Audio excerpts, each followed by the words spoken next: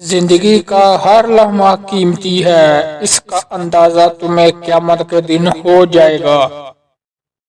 انسان کے تمام غم اور پریشانیاں اس کی ناجائز خواہشوں کی وجہ سے آتی ہیں۔ اس بندے کی کوئی اچھائی نہیں جسے تعلیم حاصل کرنے کا کوئی شوق نہیں۔ جس قدر ہو سکے ہجوم سے بچو، اس طرح تمہارا دل سلامت رہے گا، تمہارا نفس پاکیزہ رہے گا اور تمہارے جسم کو آرام ملے گا۔ خدا اپنے بندوں سے دو چیزیں چاہتا ہے: توحید پر اقرار اور لوگوں سے اچھے اخلاق سے پیش آنا۔ تمہاری جو حالت تنہائی میں ہے وہی حالت قبر میں ہوگی۔ موت سے نہ ڈر، زندگی سے ڈر، کیونکہ زندگی میں ہزاروں آفتیں پوشیدہ ہیں۔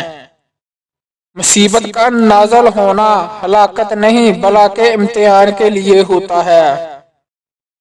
اصل ایمان یہ ہے جب بھی بندے کے دل میں بے حیائی کا خیال آئے تو اپنے رب سے حیا کرے اور وہ اپنے رب سے شرم کرے۔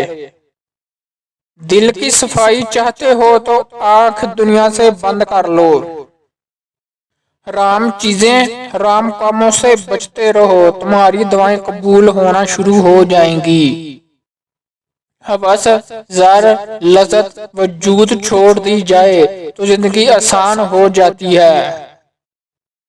وہ لوگ بہتر ہیں جو دنیا کو آخرت کے لیے ترک کر دیتے ہیں، اور جو دنیا اور آخرت کو دونوں کو لیتے ہیں وہ بہت ہی بہترین ہیں۔ بیوہ کی دوسری شادی بے حیائی نہیں بلکہ بے حیائی سے روکتی ہے۔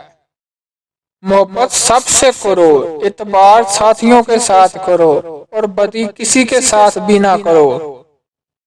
دوستی کے لیے خوبصورت چہرے ڈھونڈنے سے پرہیز کرو، کیونکہ اکثر خوبصورت چہرے والے کالے دل والے ہوتے ہیں۔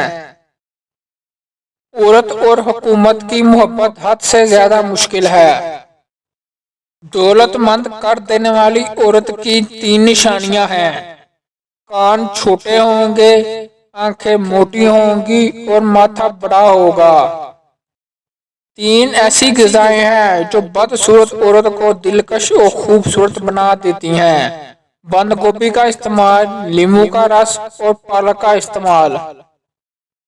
5 پھل ایسے ہیں جو جسم کو طاقت دیتے ہیں: سنترا، لال سیب، انگور، فالسا اور جامن۔ زیادہ سے زیادہ عوام کو تھوڑے سے تھوڑے وقت میں بہتر سے بہتر بیدار کرو۔ انسان نے جس مقام پر انسانوں کو چھوڑ کر خدا سے محبت کا دعویٰ کیا وہ اکثر غلط نکلا۔